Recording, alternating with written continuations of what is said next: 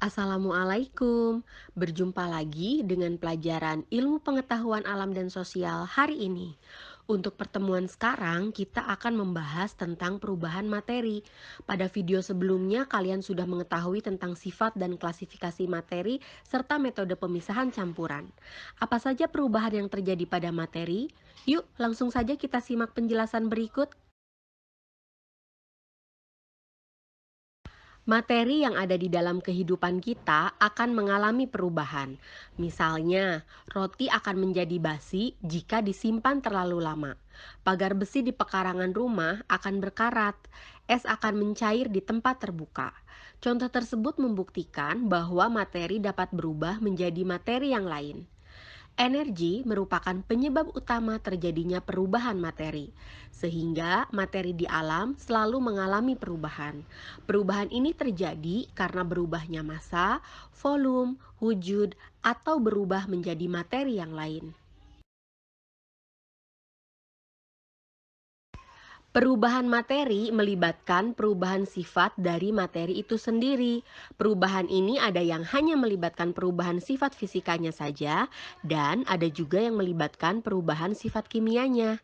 Perubahan yang terjadi pada materi dapat dibedakan menjadi dua, yaitu perubahan fisika dan perubahan kimia. Apa sih perbedaan perubahan fisika dan perubahan kimia?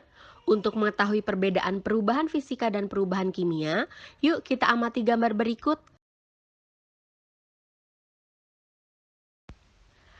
Air jika dipanaskan akan berubah menjadi uap.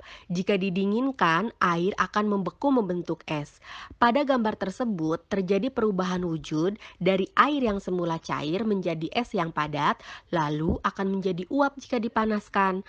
Pada perubahan tersebut tidak terjadi pembentukan zat yang baru, karena pada saat air membeku atau menguap sifatnya tetap sama. Oleh karena itu, perubahan pada air tersebut merupakan perubahan fisika.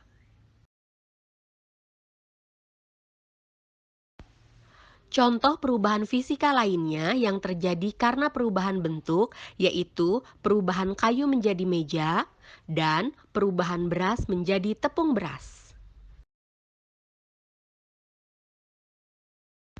Perubahan fisika karena perubahan wujud, misalnya kapur barus yang menyublim dan es batu yang membeku. Perubahan fisika yang lain, misalnya larutnya garam dalam air membentuk larutan garam.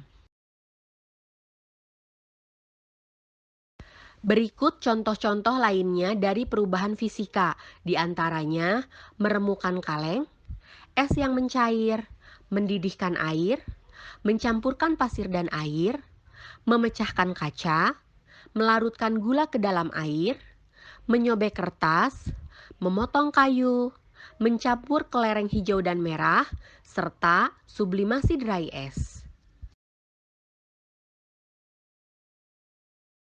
Untuk memahami apa itu perubahan kimia, yuk perhatikan gambar berikut. Kertas merupakan materi yang tersusun atas selulosa dan berbagai senyawa kimia lainnya.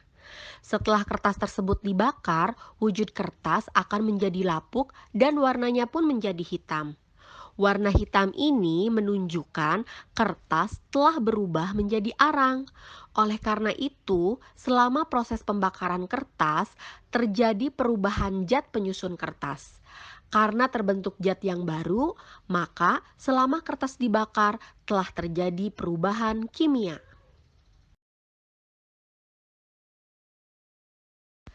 Beberapa contoh perubahan kimia pada materi diantaranya perubahan kimia karena pembakaran, misalnya kayu yang dibakar dan petasan yang meledak. Contoh selanjutnya, perubahan kimia karena peragian, misalnya singkong menjadi tape dan kacang kedelai menjadi tempe. Perubahan kimia karena hal lainnya, misalnya apel yang membusuk dan besi yang berkarat. Berikut contoh-contoh lainnya dari perubahan kimia, di antaranya metabolisme, telur yang digoreng, kue yang dipanggang, electroplanting atau penyepuhan, pisang yang membusuk, campuran asam cuka dan baking soda, serta pesta kembang api. Dari penjelasan sebelumnya, maka kita dapat simpulkan ciri-ciri dari perubahan fisika dan perubahan kimia sebagai berikut. Pada perubahan fisika, perubahan yang terjadi tidak membentuk zat baru.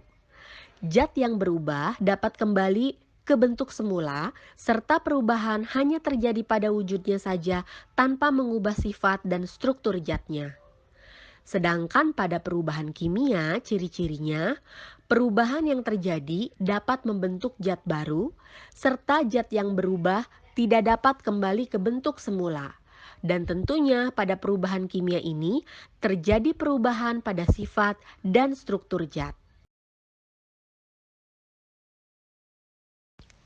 Nah, anak-anak, bagaimana? Sudah paham kan apa itu perbedaan perubahan fisika dan perubahan kimia? Semoga kalian semakin senang ya belajar ilmu pengetahuan alam dan sosial ini. Karena apa yang kita pelajari semuanya sangat dekat sekali dengan kita. Baiklah anak-anakku, untuk hari ini Ibu cukupkan dulu sampai di sini. Sampai berjumpa lagi pada video pembelajaran ilmu pengetahuan alam dan sosial selanjutnya. Tetap sehat dan semangat ya semuanya. Terima kasih atas segala perhatiannya. Wassalamualaikum warahmatullahi wabarakatuh.